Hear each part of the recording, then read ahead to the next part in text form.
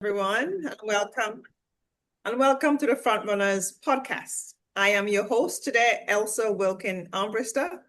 I'm the founder and CEO of Kenua Consulting Limited. Kenua works on the intersection of business, government, and culture. And so part of my specialty is stream education, well-being, and of course, destination branding. Today I have with me my co-host Tobias, and our guest today is Johann Hoschtialek. Did I get it right? Bit of Hoschtialek, but yeah. Hoschtialek. There you go. There you go. And of course, we have Mary in the background. Today's going to be an interesting conversation. Johann is based in the Caribbean. Tobias is based in Kenya, and I'm based in the UK, in the sunny high hills of Surrey. All right, let's, Tobias, please introduce yourself to the listening audience. Wow, fantastic. Thank you so much, Elisa.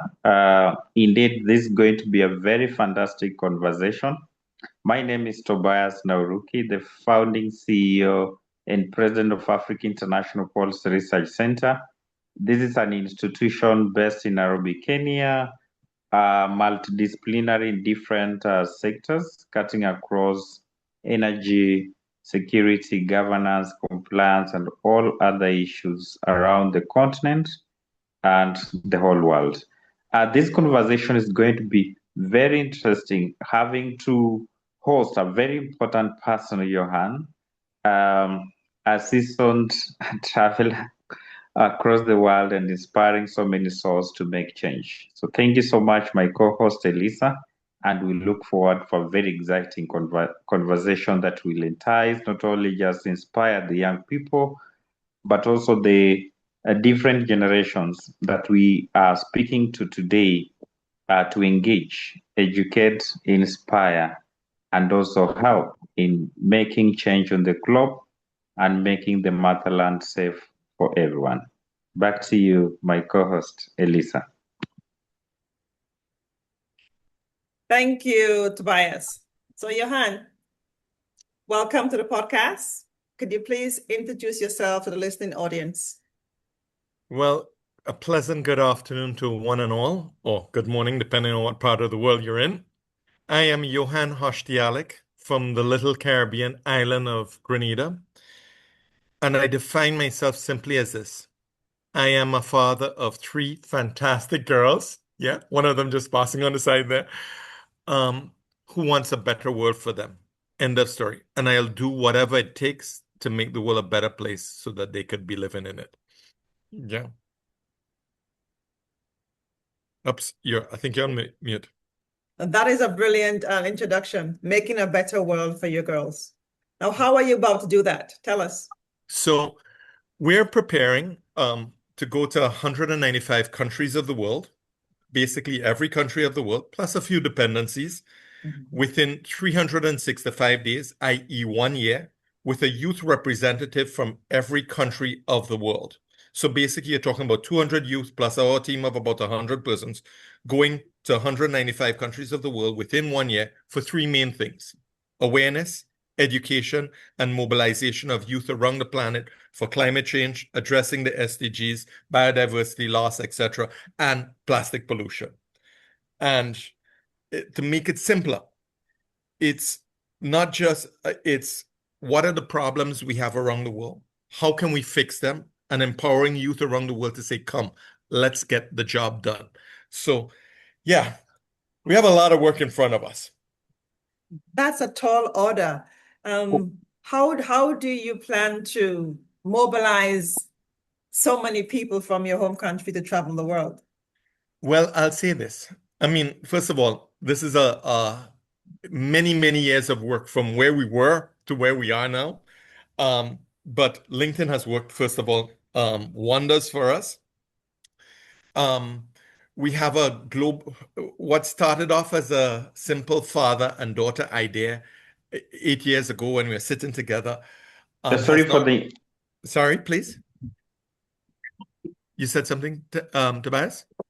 Oh, sorry. I thought he spoke. Did you say something, Tobias? No, go ahead. Oh, okay, no problem. Yes. What started off as a simple father and daughter idea to go around the world to ask the world to change has blown up now. And I mean, we've been speaking to thousands of NGOs around the world, governments, etc. And we're actually about to put out the global call for youth representatives from each country to join us. We're offering meals, travel, accommodation, plus a per diem to the chosen youth. It's a simple process actually for them. It's a 2-minute video of who am I, where am I from, what have I done, what's the initiative, and how would I change the world. And I can tell you this, the responses we have been getting from youth around the world has been phenomenal. So, I mean, that is just to answer the question of how we getting the youth come on board. And we haven't even officially put out the campaign, the flyer campaign for it as yet.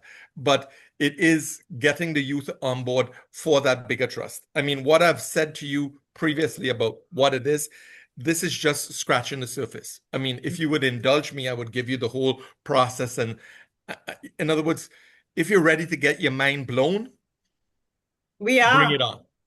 Are you? We are. Yes, we are. Okay, great. So let me tell all y'all, and forgive me that I use my Grenadian slang, but let me tell all you a story. I grew up here in Grenada. I'm in my 50s. Back in the 70s, 80s, being saved the whales, etc., being laughed at for being, this sort of Greenpeace activist, etc. It pleased me. I went to Austria, which was in 1990, like Nirvana. Every household had 7 garbage bins. Came back here, started a family. My daughter started following in my footsteps when she was 11 with composting and recycling, etc.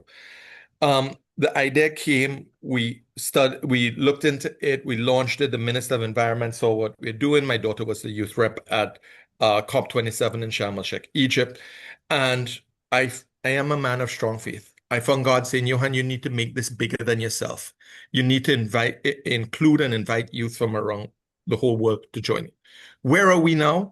We're now, as I said, preparing to go around the world. So imagine we're going to 146 countries by land, 33 by plane, the Caribbean in a flotilla of yachts, whereby, especially for the land trip, using sleeper coach buses that could basically have 12 persons in each wrapped in a different SDG, because I holistically believe you cannot address climate change in its singularity. If you have people who are broke or poor, etc., and you give them $100, they're not putting on a solar panel. They're going to feed their family. So we have to look at everything together of what it would combine to take the world to change it, firstly. So when we go into a country, the buses go in different directions. So one goes to see the bleaching of the reefs, another one deforestation, another one meeting indigenous tribes, etc., indigenous people. My apologies. Yeah. Schools, etc. But they come back afterwards to join the main convoy made up of trucks with trailers. So we have these sort of trailers that open out to become like conference centers that could sit 250 people for TED Talk like things. An innovation center. We've been working with so many, whether it's startups, etc., companies that have cool tech to showcase to the world how we can really make this transformation. Truck with a giant 33-foot television screen for imaging, a mobile stage pulled by an electric truck. First time an electric truck would go all the way around the world to do COP-like events in every country we go to, but not a conference of the parties. It's a conference of the people. It's a chance, and this is why I said, working with so many NGOs around the world and multilateral organizations to bring out the youth to come to these events, and having scientists, experts, celebrities, whether in the music, film, culinary, or sport industry, give youth, first of all, a sense of hope, a sense of empowerment, a sense of belief that together, not only we can, but that we will change this planet and make the world a better place before it's too late. So that, in its simplicity, and I say simplicity because there's so much more aspects there, is what this is about. It's about going around the world, empowering youth, saying, come, let's get the job done. Now, along the way, we're going to have some really extraordinary events, not just that. So imagine this, and this is so that you understand the scope. It is basically starting at New York, in the UN, going down to Argentina, putting the vehicles on a boat to Africa, to West Africa, while we do the Caribbean in a flotilla of yachts, and then doing West Africa, South Africa, East Africa, Middle East, Southeast Asia, Central Asia, North Europe, North Africa, and then up by Austria by the United Nations. But when we pass from Grenada, which is the Isle of Spice, and as by our logo, it's the nutmeg, yeah. I don't know if you know, Grenada has the world's first underwater sculpture park. Correct. In collaboration with the Grenadian government, and we're actually speaking to them about that now.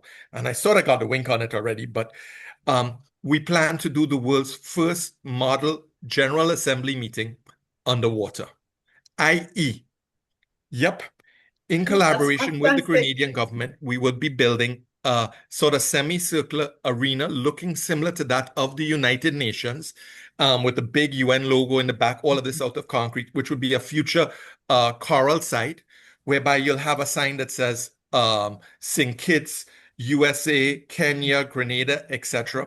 And all the youth participants who are going to be certified divers will be going underwater to dive to vote on 5 key issues. It's the Plastics Treaty, the High Seas Treaty, a banning of deep sea mining, a banning of bottom trawlers, ocean pollution. But the thing is this, they're not just going to be voting like that. They're going to be voting having caucus with NGOs and academia in their various countries. What does that mean? In collaboration with one of our partners who are coming out with an environmental app, anybody can download the app. So whether you're a student in high school, or you're going to Oxford University, or you're just a parent at home who believes that we got to do stuff for the environment and the oceans, they can download the app and vote. And when they finish voting, the votes are going to be tallied.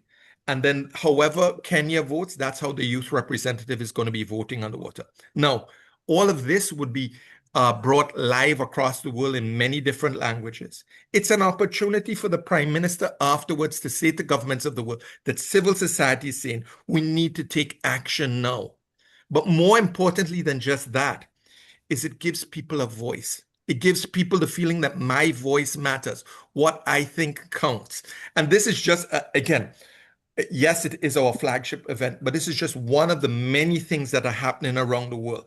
We've had so many organizations already indicate to us that they want to join us for different legs of the journey, so that they want to rent buses to join us for a few countries before, to a few countries after. And we have a training program because, as you've said, education is key.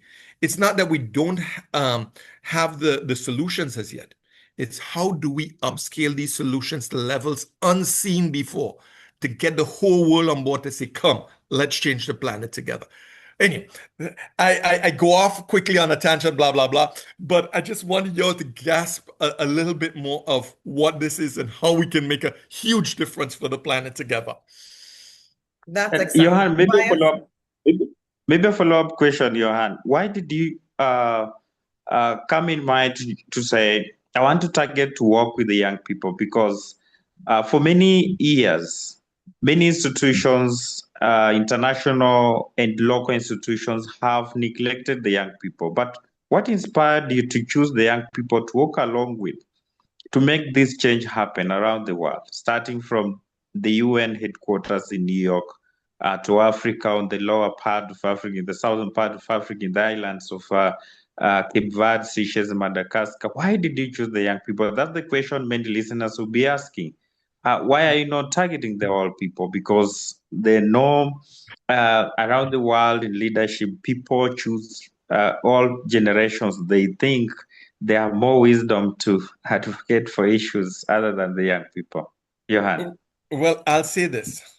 Truth being said, yes, I am one of the 2 founders. My daughter is also the founder. And yes, I lead this from my generation. But the people who are actually doing the work is the young generation. My daughter has, from the get-go, and it was really in my father and daughter that my daughter showed leadership in it. And I have, as a father, guided her and helped her. I mean, she's testified at the Inter-American Court for Human Rights. She's been at many universities, done many cleanups, gotten involved all across art exhibitions, been pushing. And as any parent, this is what we do. we encourage our children to be the best potential that they can be. So for me to Okay. say, or take the claim and say, why me? No, it's as a parent, we assist our children in fulfilling their full potential. And I'll say the other part, which is this. It's not been an easy journey. A gazillion times I've felt to give up, but I have closed my eyes, and every time I see what world you all will be expecting if we do nothing, I can't have that for my kids. And this is why this is my passion. I mean, my daughter says she wants to make sure that her kids could experience a mango tree, etc. From my perspective is this. I cannot. Look, if as a parent somebody's trying to kill your children, wouldn't you do whatever it takes to protect them? This is how I see it for my kids. So I do whatever it takes. I normally get up at 3:30 in the morning, go to bed 9 or 10 o'clock every night, and I haven't taken a day of vacation in years, Monday to Sunday, straight through.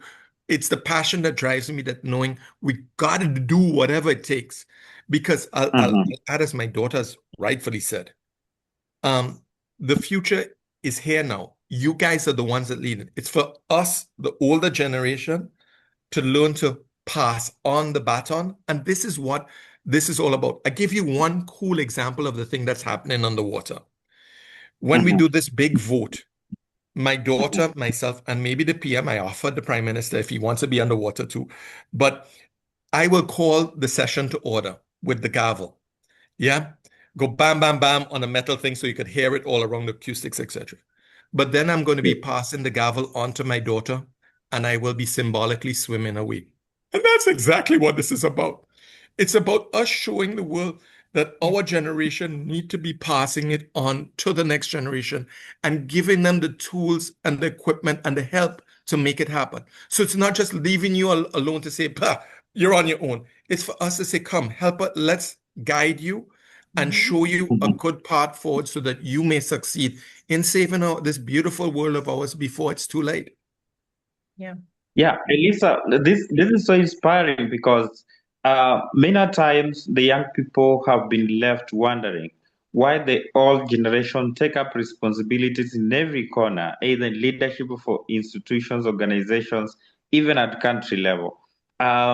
This is happening when Johan's now giving us real practical reasons, because within his institution, having his daughter to take up the mantle from him whenever he's not around, to show the young people globally that indeed you can be present when I'm not present, when I'm absent, and do the work, but practically showing up on how it is done. But now a follow-up question, Johann, But before you come to your follow-up question, yes. I would like to say you have it a little bit wrong there.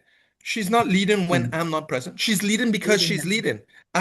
Wow. She has her own right to lead. You all have your own right to lead. It's not us doing you a favor. It's us saying to you, excuse me, this is maybe a children's program. Darn it. Yeah. You have it. You don't need to be asking for the excuse or the permission to lead. That's what we're saying. And this initiative is youth-led. The old fogies here, are just here to help guide you in the process so that, we can help you in errors that you may make so that you can see. And the youth globally can come together and say, whoa, we're doing this. We are changing the world. And I have other cool things that are coming too. But anyway, just wanted to mention that to you, Tobias. Sorry. Wonderful. Thank you so much for clarifying that, because that makes very key point that I wanted to mention. And maybe as a follow-up question, why are you doing this, and what is the end game? Because you've mentioned a number of issues you're looking forward to sort out, including the SDGs, the Sustainable Development Goals, which the United Nations have it on paper and have done it, implemented through different agencies, and the African Union and other institutions around the world that are struggling to be able to implement. But do you have a framework on how are you going after all the global travels to have something on paper to present before the policymakers? You've mentioned the Prime Minister of Grenada and the implementation project that you're looking forward to establish underwater. Do you have another framework in other parts of the world, including the UN, the European Union, the African Union, something the policymakers will make it as a reference to say Johann walked around the world with the young people leading the way, and this is what they presented to us. Okay, so there's a lot more to it. Sorry, but my vision is not that small. Forgive me that I say it that way. Doing a paper is just doing a paper. No, we're talking about taking action. We're talking about physically getting people involved. So imagine this. As I said, look at these events that we will be having. We're not only asking the NGOs to bring out youth, we're also saying from the stage, look, come set up tents with what you're doing, etc. So this is like a circus or a fair, etc. So people come and see, because we're not only just looking to empower you. Because the problem that you have often is people jump up at these events and say, woohoo, and then they go home and die out. No. This is about saying, let's take action. And I give you one really, really cool one that came from a youth in Zambia. We wanted these events to be free. And he said, Johann, please don't have these events free. For the youth to be able to attend, they should have to plant a tree or clean up an area. That blew my mind because it's a call to action. And we said, no. The events are still going to be free. But if people want to have a chance to take part and get some of the prizes that corporations and so put in, etc., they can do this. It is, and Elsa, I think you will also speak very much to this. It is about that educational structure that's coming with it to show people how they can get involved, whether in training, whether in direct action on the ground, being part of organizations, and that bigger push that comes with it. So yes, we will have papers and so coming out of this, etc. We actually even have a little bit further than that, if I humbly may say. We actually presented to the cabinet of the government of Grenada, and in our previous conversation, I'll mention about making this a diplomatic mission a month ago, making it a diplomatic mission from Grenada to the world, for the assistance in the diplomacy, etc. And why is that important? Because we are the world's 11th smallest country. By the way, quick fact here. Do you know which is the 10th smallest country in the world? Elsa? You tell me. St. Kitts and Nevis. No, man, St. Kitts way smaller. St. Kitts and Nevis way smaller. Yes, but it is from the smallest of us going to the world to say, come, we need to change together. And we do also have a UN resolution for the UN to support, endorse, and be part of this bigger mission here as we get all of these different parties on board. This is right now a SIDS-led mission. I was speaking at the UN a month and a half ago. I did meet with the then chair of the African Union. We were trying to get to meet with the caucus there, but we've also had, and as I said to the Prime Minister of Grenada, it's an opportunity if the African Union, and I've spoken to many of the ministers across Africa, to join us if desired, that this could be a global South-led initiative to the world, whereby we're not coming with our hands stretched out to say, please come and help us, glorious North. We're saying that we are standing firm and we are pushing forward. We are educating our people. We are getting people energized and showing the opportunities there for investment, for work in technology and all of that, for our peoples to move forward. And we invite the global North to come and join us in this endeavor as we holistically as a planet come together and change the world before it's too late. So yes, much bigger thing at play than just giving a piece of paper. Elsa, I didn't hear from you, girl. I like what you said about children leading and children being part of the leading team. They're not waiting for you to stop. I have a daughter who tells me things, and her perspective is totally different most times. I call her an old soul, but she's very in tune with politics and with justice, right and wrong. So she grew up she was born in Scotland, grew up in Holland, then we moved to the Middle East, and then we're here in the UK. And we spent some time in St. Kitts and Nevis. So she has a very different worldview of most people in her class or in her school. And she says to me that, I wonder what the world would be like in 5 years.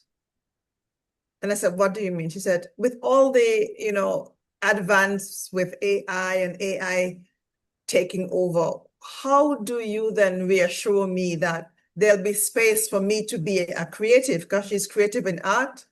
She's an actual artist. She likes to make videos of random things, but there's always a message in it. You know, what's going to be left for her to showcase her talent and her skills for her to earn a living? And I had to think hard and try to find an answer for her. And I said to her, combine all your skills. You're good at science and biology, and you're very keen on researching diseases and stuff. So use that to figure out how to educate the world about simple diseases or complex diseases. Again, it's about the way we have to think and think differently, and we have to allow young people to speak up and speak their mind and not tell them, be quiet. So I understand and I applaud you for following with your daughter and making sure that they create some impact.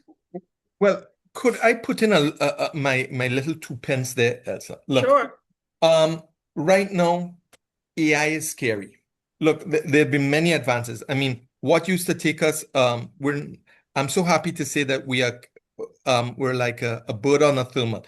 My circles keep getting higher and higher in terms of the people that we interact with globally. So, woohoo, yay. But in the process, writing proposals used to take forever. Yeah. 2 minutes now with notebook or one of them, and bam, it's there. I have a presentation for Mercedes or Volvo, bam, it's there ready. Great. But I can absolutely understand the fear. And I do believe that humanity as a species, we need to first of all come together to figure out what is our place in this planet. What type of future do we want to have? One that where just an exclusive few have the billions, or as we're now seeing, trillions of dollars, and everybody is fighting just to get coffee to put on the table or meals or whatever. And do we look to, first of all, secure a system that gets a much more equitable playing field for one and all? Then having established that, because Tobias, I want to tell you this.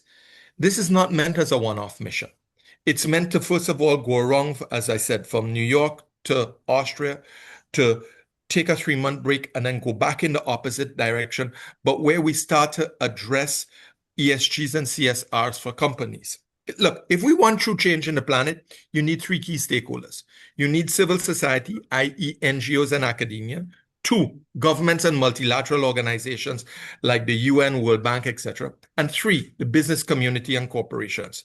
But it has to be in that order. It has to be a global grassroots-led movement that nudges, and I use that in inverted commas, governments to take proper policy decisions that hold the business communities accountable for their actions, so that they have to start to address their CSRs and their ESGs, or for those who don't know, their corporate social responsibilities and their environmental and social governance, simply because it can no longer be a case of take.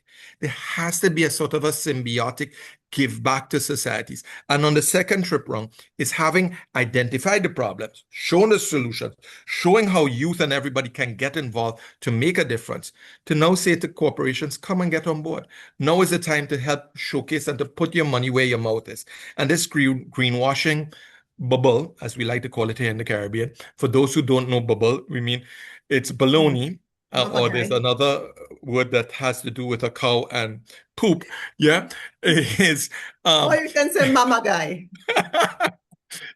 Has to stop. In other words, we're showing the world what it is like, to be human.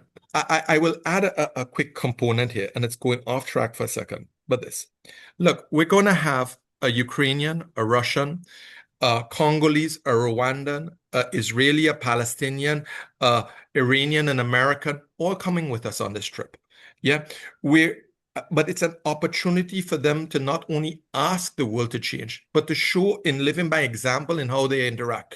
We have the Hope on Wheels. In other words, anybody who's old enough to remember the VW camper vans that they used to have, an electric one, something like that. We haven't decided which company we're going with, where like the ride along, the two different opposing sides will be with them for 1 week riding along, showing the world how to change. Now, the youth will constantly be blogging, vlogging. We have our reality series, we have our documentary, getting the word out to the word out to the world of what is it to be human. And then when we can establish to the world what it is to be human, we can then start to interact and say, what is it for us to embrace AI? If AI is going to be eliminating and automation so many of these jobs, what sort of structure are we globally looking at? Is it going to be a universal paycheck for everybody?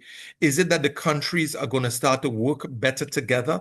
Or is it just going to be the rich getting super rich and the poor getting super poor, and we have an apocalyptic society that's surrounded by wars because those who have not are fighting against those who have? No, that's not what humanity was meant to be.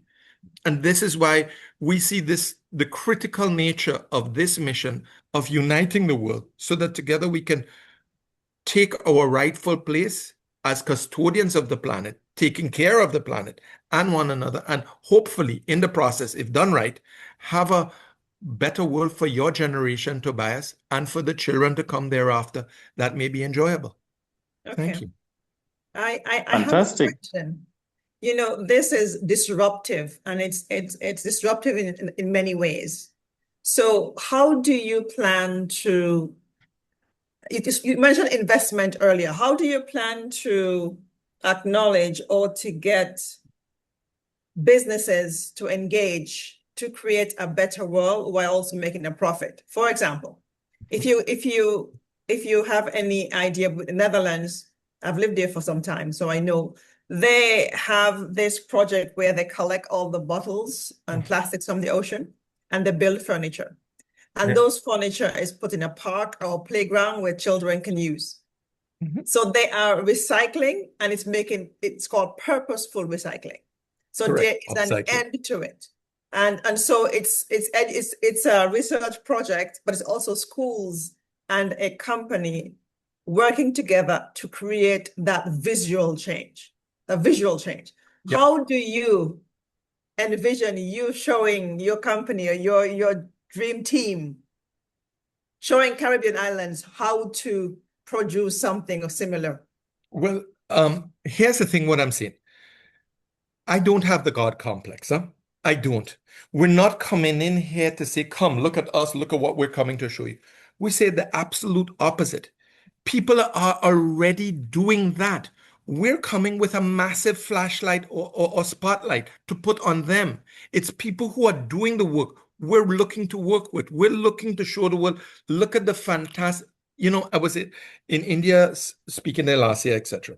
There's a company that makes sanitary napkins there out of banana tree trunks. There is a company, the girl, what's her name? I think it's Marcy or something like that, in Mozambique. They take Coca-Cola bottles. She's a chemical engineer, and she makes prosthetic limbs from the plastic, and they now also make wheelchairs out of recycled plastic. It's not as if it's not been done already. This is the point we're making. We're coming here to showcase to the world, look at the great things people are doing, and especially in the global south already, and then saying, look, here are opportunities for y'all to take it, whether to franchise it, whether to share it, and I love open source sharing by universities and stuff. We have the great products. We have the great solutions. I give you a good one here in Grenada, recycling. Thankfully, with the European Union and OECS, etc., we got in a lot of beautiful, bright color bins for recycling, etc. We got next to zero. Well, I wouldn't say next to zero. I lie. People would put in the recycling, but they'll throw other crap in or other stuff in with it, etc., with the plastic. One person here came up with, chicken coop mesh. I don't know how to basically put it nicely, but sort of fine-tune fencing. And they made a big bottle out of it with a hole in it. So you could see the plastic in it. And since they started to put that down, everywhere people are recycling plastics now. And that's the point. Sometimes the greatest innovative ideas come from the simplest of people. And that's what we want to showcase to the world. And you brought up something very quickly about education. I humbly believe our old educational model that we had for the Industrial Revolution is ancient. It's useless in today's time. AI does all the work for us. We have to be pushing people now to start to think with their minds. Look, the one advantage humans still have, and I hope forever, is creativity, ingenuity. That is what we have to push people towards. How can I become creative? How can I use my mind than just being a damn robot or to recount what we read on a piece of paper? No, it's a creative application of what has been put there. And that's where we have a global advantage, and people can use it for the betterment of society and one another. Perfect. So, I Johann, think you're onto something. Last question, Tobias. yeah, I wanted to follow up, Elisa. What are the key major issues Johann is looking forward to solve with the young people around the world? He has mentioned issues to do with climate change. If I captured correctly, cleaning the oceans, that's ensuring the blue economy is sustainable. But what are the other key 5 or 10 pillars that you are looking forward to sort out and make change on the planet, working with the young people from New York to southern part of Africa, wherever around the continent? Because that's the question many may ask. What are we looking at beyond climate change? What are we looking at? Because apparently, Johann, cultural erosion has tremendously happened globally, where the young people like myself, we are living at a times where things have totally changed, different from a 70-year-old father nursing over, let's say, living with 10 or 20 children. So we are living in a total different world. So what are we looking at for this very important event that you're planning? Okay. So I'm going to say something controversial here that people may or may not like to hear. I tell people climate change is a symptom and not the cause. The cause is humanity's lost its way. We've forgotten what it's like to be the custodians of the planet and our neighbor's keeper. You see, and for us, the 1 to 10 pillar all come on one simple thing: to be the change, a seismic shift, a paradigm shift of how we see ourselves in the planet. Look, your difficulties or your challenges in Kenya vary from our challenges here in Grenada, varies from those challenges of the persons in Greenland or in Europe, etc. Right? But there's one underlying thing that is dying out. Now, this is so that I'm not sued, I will say a term here, and it's just a symbolic version of it that I say. I often say to people, the two companies that are at fault to where we are today is Google and McDonald's, right? And it's meant as a joke. Please, I say big joke in parentheses so that nobody could. It's because my generation, we've abdicated our role of passing on knowledge and wisdom to your generation. Anytime you wanted to know something, we'd say, go check Google, right?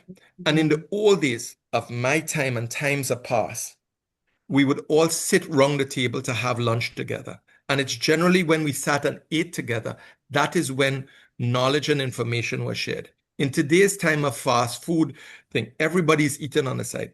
5 years ago, my daughter was in school and the teacher asked them in her class, 25 children, how many of you all sit around the table to eat? And only 2, my daughter and another one, said, we do. And that's the problem. We have the connection between my generation and your generation has been broken.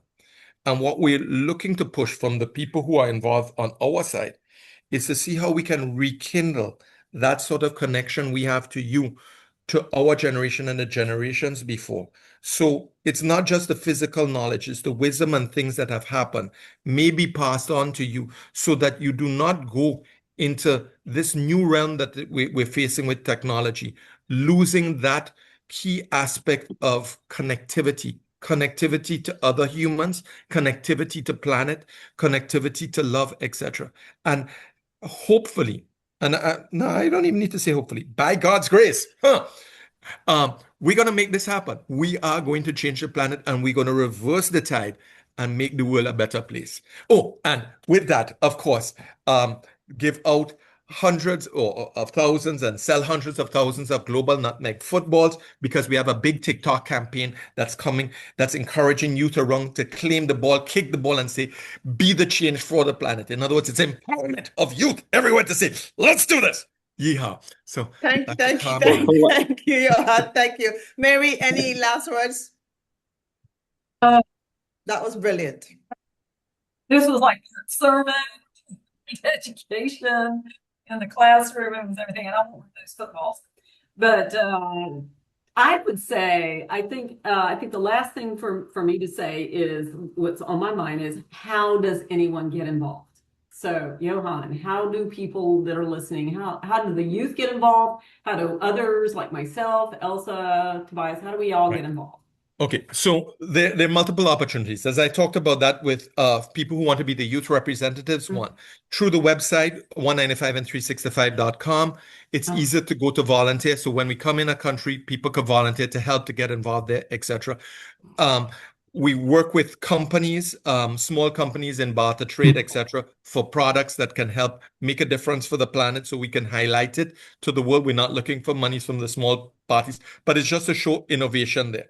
For persons of I don't want to say stature, because I know even though you are of stature, in other words, persons who have more to offer to help work with us, connect through us, either through LinkedIn, very easy, or any of the other formats, to come in and say, let's figure out how we can maximize this, and also, make this even bigger. It's already big, but make it bigger so that we can get the whole world on board and encourage governments and corporations to be the change with us for a better world. Thank you. So are you still looking for country representatives from you? We are. We're looking for, we've been getting in thousands of applications.